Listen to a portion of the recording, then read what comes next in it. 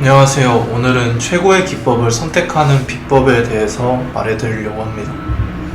저희들이 기법을 선택을 하는데 많은 기법들이 있잖아요. 초보자들이 이거에 대해서 많이 찾아다녀요. 제가 말하는 엘리어트 파동 이론이랑 피보나치, 일목균형표, 그리고 걔네 각도 이론, 이런 것들 엄청 많은데, 이런 보조지표들로 공부를 해서 또는 경험치를 쌓아서 이렇게 기법들을 완성을 시킵니다. 그런 게 지금 온라인에 되게 많이 떠돌아다니고 있고, 그런 것들로 인해서 초보자들이 그런 기법들을 많이 익히려고 하죠. 네, 초보자들이 되게 실수를 하는 게, 한 명이 엘리어트 파동 이론을 정리를 해서 기법을 전수해봤다고 쳐볼게요. 초보자들 10명한테. 그럼 초보자들 10명이 이걸 가지고 똑같이 시도를 해요. 이렇게 똑같이 다 시도를 합니다. 그렇게 되면 저희가 말에서 말을 전달할 때 오해가 생기듯이, 이 기법이라는 것도 사람이 생각마다 보는 관점도 다 다를 수밖에 없거든요. 생각하는 게 다르기 때문에. 그래서 엘리어트 파동을 구하는데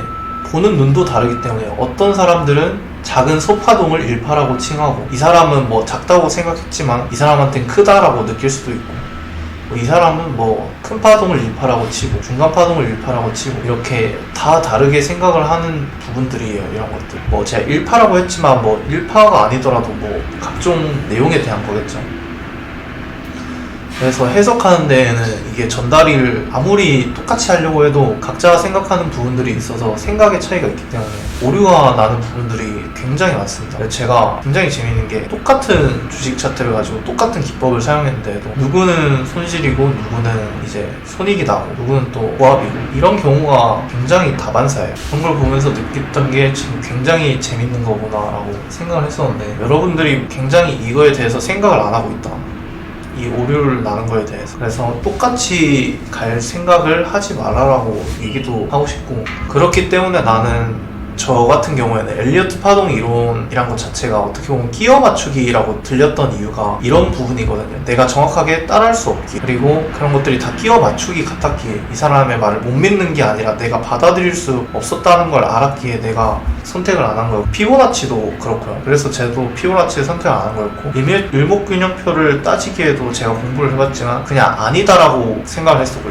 걔네 각도 이론도 마찬가지고, 그래서 결국에는 아무것도 맞지 않았기 때문에 저는 뺐었던 거였고, 여러분들도 이거에 대해서 굉장히 많이 생각을 해봐야 된다. 맞는 분들이라면 해도 된다고 생각합니다. 그래서 제가 했을 때에는 저는 수학적인 걸 선택을 했었죠. 확률이라는 걸 선택을 했는데, 확률을 선택한 이유가 정확하게 뭐였냐면, 확률이라는 거, 이런 퍼센테이지를, 수치라는 걸 구해서, 수치는 변하지 않는 거잖아요. 딱 정확한 거기 때문에 수치라는 걸 통해서 그거를 보고 확률을 구한다 라는 거기 때문에, 그냥 애매한 게 싫어서 저는 이런 것들을 구한 거였거든요. 그래서 그 확률을 구해서 그거에 대한 계획을 잡는 매매를 하겠다라고 판단을 하고, 그런 식으로 매매를 많이 진행을 하는 사람이 그렇게 생각을 하기 때문에. 근데 사람들은 이 계획과 계획을 실행할 수 있는 심리에 대해서도 모른다라는, 생각을 안 한다라는 거. 일단 기법을 정해야 되는 거는 맞지만, 그 기법을 정한 다음 정확한 계획 수립과 그걸 이행할 수 있는 강력한 멘탈이 필요한 건데, 이거 하나만 덤벼들고 있다는 거니까 수익이 날 수가 없는 구조라고 지금부터 저는 생각을 합니다. 그래서 최고의 기법을 정하는 비법이, 저는 제가 생각했을 때에는 많은 기법들을 시도를 해보는 게 맞아요. 제가 생각했을 때 솔직하게 제 기법을 강요드리는 게 아니라, 이것도 많은 기법들을 시도를 해보고, 엘리엇도 써보고 피보나치도 써보고 다 써본 다음에 자기에게 맞는 것을 고르는 게 중요합니다. 그렇게 되려면 많은 실패를 겪어야 돼요. 애초부터 많은 실패를 겪어보고, 그 실패를 하나씩 고쳐가면서 이제 조금 수정을 할 생각을 해야 되는데, 애초부터 그렇게 생각을 하지 않는다는 거죠. 애초부터 수익 모델 자체를 너무 완벽하게 생각하기 때문에 사람들이 100%짜리를 찾는 걸 원한단 말이에요. 아니면 90%짜리. 제가 실제로 어떤 신호를 사용하시는 분이 있었는데, 신호 승률이 90%인가 90%인가 88%인가 그 정도 되는 신호 승률을 찾는 사람이 실제로. 그런데 그분이 깡통되는 것도 봤어요. 저는 손되는 걸 보고 기법이 중요한 게 아니구나, 신호 이런 게 중요한 게 아니구나라는 걸 충분히 배웠었고, 그거에 대해서 보면서도 100% 90%짜리 이런 기법들을 찾으려고 하는데 그게 중요한 게 아니라는 거죠. 이런 게 절대로 중요한 게 아니다. 제가 단언코 말하는데 많은 스윙 모델을 써봤지만 100%짜리는 절대로 없어요. 100%짜리가 있다라고 한다면 저는 진짜 뭐 제 시간을 뭐 수명을 줘든 뭐든 뭐 전재산을 주든 진짜 사고 싶어요. 진심으로 사고 싶어요. 그 정도로 사고 싶은데 그런 거 자체가 없다. 일단 그런 거 자체가 있을 수가 없기 때문에 너무 이거에 사로잡혀서 기법을 헤매고 다니지 않았으면 좋겠습니다. 그리고 그런 거에 헤매다 보면 매매가 분명히 꼬이기 시작해요. 그래서 먼저 공부를 해보고 먼저 간 사람들의 입장을 들어보면 다 이런 걸 원하지 않기 때문에 다들 한번 먼저 간 사람들의 이야기를 한번 들어보는 게 좋지 않나라고 생각합니다. 그래서 솔직하게 저는 모든 기법들은 매번 영상에서 말하지만 훌륭하다라고 설명을 해요. 인터넷에 나와 있는 기법들은 훌륭합니다. 대부분 승률이 60%에서 60% 이상이에요. 무조건 70% 된 것들, 뭐 정말 좋은 기법들 뭐 80% 넘는 것들도 있어요. 여러분들이 그거를 한 번 안 맞다라고 생각을 하면 바로 버리는 경향들이 있어요. 왜냐면 나는 완벽한 걸 찾기 때문에. 그런 기법들에 대해서만 계속 생각을 하신다면 영원히 수익은 볼 수가 없다, 정말로. 그래서 계획을 짜야 되는 건 항상 자신인데 기법이 있으면 뭐하나. 사람 개인마다 활용도가 너무 다르다. 이거를 정확하게 인지를 하고 있어야 돼요. 내가 잘할 거라는 생각을 하는 게 아니라 활용도가 너무 다르고 경험치도 다르기 때문에 정말 잘 생각해야 됩니다. 그래서 솔직하게 저 같은 경우에는 내 확률이 정말 좋다라고 생각을 하거든요. 저는 좋다고 생각을 하지만 일부 사람들은 그냥 제 얘기를 들어보면, 유튜브 내용들을 보면 쓰레기라고 생각하는 사람도 있을 거예요. 진짜 내용이 누군가에게는 뭐 와닿지 않기 때문에 쓰레기라고 생각하는 사람도 있다고. 근데 난 강요할 이유가 없는 게, 그 사람은 내 내용이 애초부터 와닿지 않았고 그거에 대해서 쓰려고도 생각도 안 하고 이거에 대해서 검증 자체도 안 해보는 사람이고, 거기에 대해서도 본인이 해보지 않았기 때문에 저는 모른다라고 생각하거든요. 해보고 말을 했으면, 해보고 이거 쓰레기다, 쓰레기 같은 거다 라고 말을 했으면 할 말이 없어요.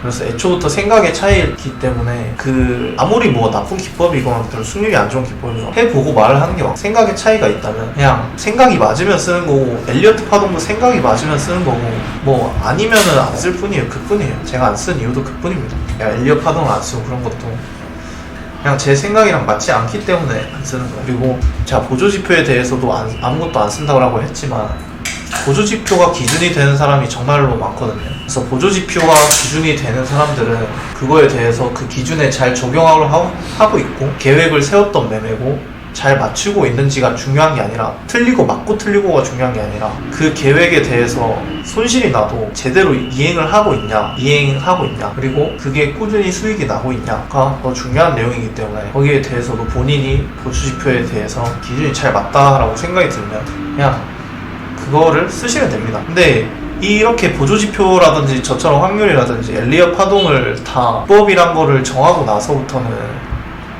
계획을 수립하고 심리를 다 된 바탕으로 해서 진짜로 승률이 안 나오고 승률도 안 나오고 계획된 매매를 정확하게 시행을 했는데도 안 되는 게 있어요. 손실을 보는 경우가 있다고. 이런 경우에는 진짜로 바꾸는 게 맞아요. 이런 경우가 진짜로 기법을 다시 찾으러 다녀야 되는 경우예요. 여러분들같이 초보자가 아니라 공부를 하고 있는 입장에서라면 분명히 모든 걸 다 괜찮다고 생각을 하고 다 했는데도 손실이 누적으로 나오는 거는, 이거는 그거에 대해서 과감하게 버려야 돼요. 싹 갈아엎을 생각을 해야 돼요. 애초부터.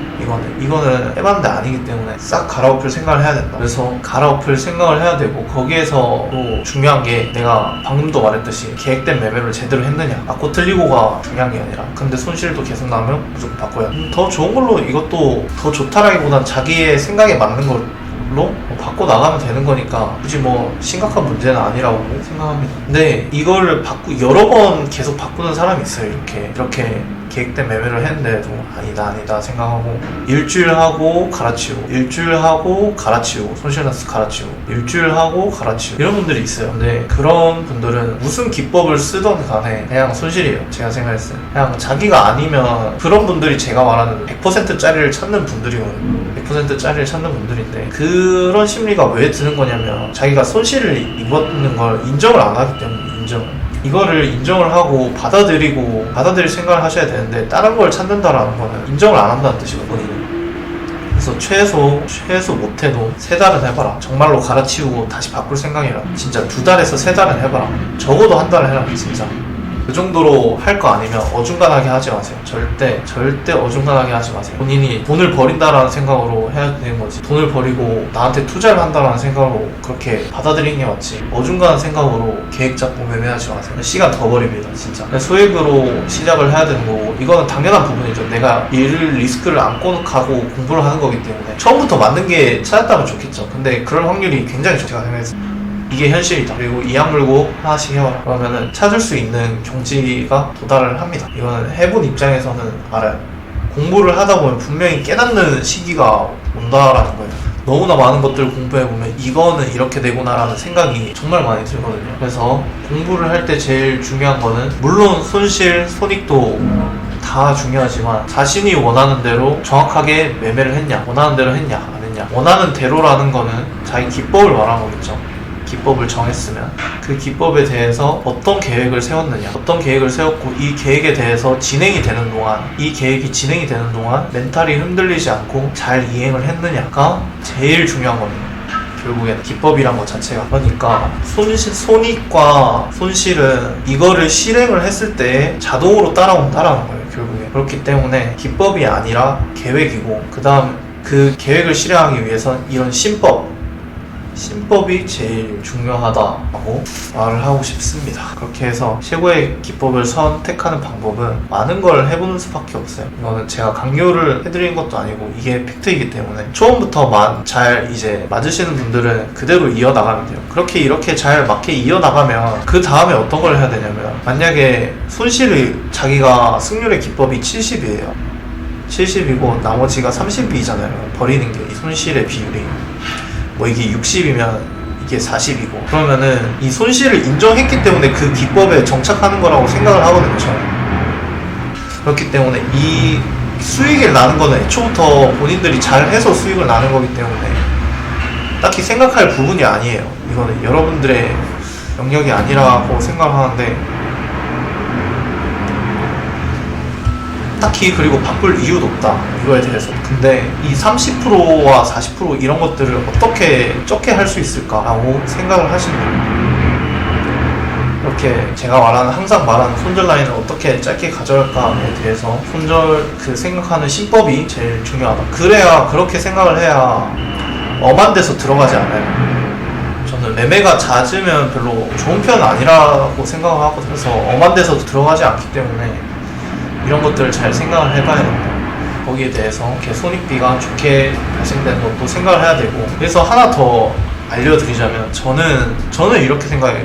주식은 숫자 노름이잖아요. 결국에 숫자 노름인데, 예를 들어서 본인이 1000만원으로 매매를 한다라고 생각을 해보면 1000만원으로 2주 동안 매매를 해요. 1000만원 2주 동안 매매를 하는데 본인이 2%의 수익을 얻는데 본인의 기법의 승률이 70%예요. 그럼 2주면 주말 빼고 5일이니까, 일주에 5일이니까 10일이죠. 그러면 30%는 손실이라는 소리거든요. 2%면 10일 동안 매매했을 때 200만원이고, 이거는 손실이 60만원 되겠죠. 그렇게 되면 하루에 여기에서 얼마나 잃어야 손익을 안 볼까라고 생각을 해야 되는 거예요.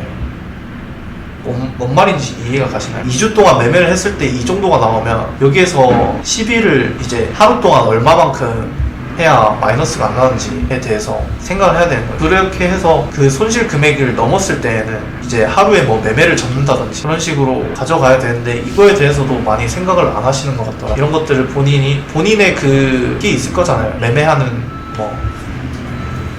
그릇들이 다 있을 거기 때문에 이거에 대해서 한번 계산을 많이 해보셔라. 얼마만큼 하루에 내가 손절을 나가야 2주 동안, 일주일 동안, 2주 동안 매매했을 때 손익이 나더라. 그렇게 생각을 하고 얼마까지 버틸 수 있는지도 본인이 정말로 계산을 한번 해보셨으면 좋겠습니다.